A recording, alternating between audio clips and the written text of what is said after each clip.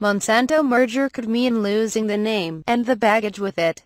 Hundreds of protesters made their way through the streets of downtown Toronto in May of this year, waving giant "No GMO" and "Stop Mon-Satan" signs, just one of dozens of protests against Monsanto Co. around the world that day. The signs they carried exemplified the U.S.-based seed giant's reputation as a villain, blamed for everything from poisoning the food supply to killing off bee populations to impoverishing farmers. In its century-long existence, the company based in St. Louis, Mo, has evolved into one of the world's most hated companies and a lightning rod for controversy. But, according to experts, that could all change with a possible Bayer-Monsanto deal. The first step could be losing the name, and the baggage along with it.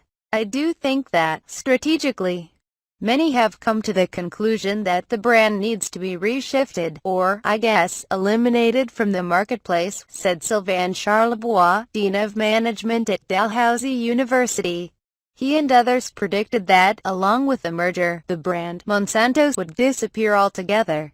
There's just so much hatred, he said. In recent decades, environmentalists and food activists have set their targets squarely on Monsanto. Among other grievances, they have pointed to Monsanto's litigious approach in enforcing patents and aggressive practices in dealing with farmers. They've also pointed to Monsanto's role in manufacturing products such as Agent Orange and polychlorinated biphenyl PCBs, which has been linked with increased incidences of cancer. The company's approach in addressing these controversies, meanwhile, has fallen flat.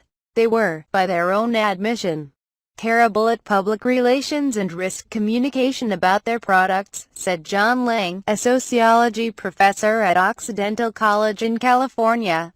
They were very aggressive, and, in effect, really said, "This is science, and if you don't understand science, you're not smart, and that's a problem. That's not a strategy that goes well." Bayer, he said, has a better track record of dealing with the public and selling consumer products. The company also represents a trickier target for activists because of its diverse range of products, including popular consumer brands such as aspirin.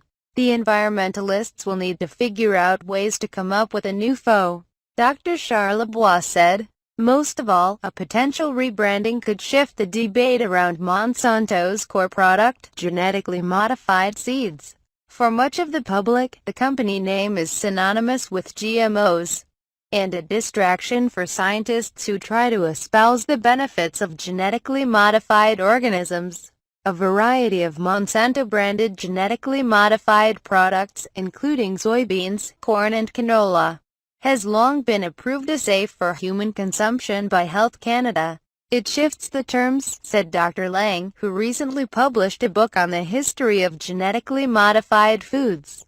It will basically give Bayer an opportunity to reframe the GMO debate on their own terms, and allow them to speak from a place where people are willing to give them the benefit of the doubt.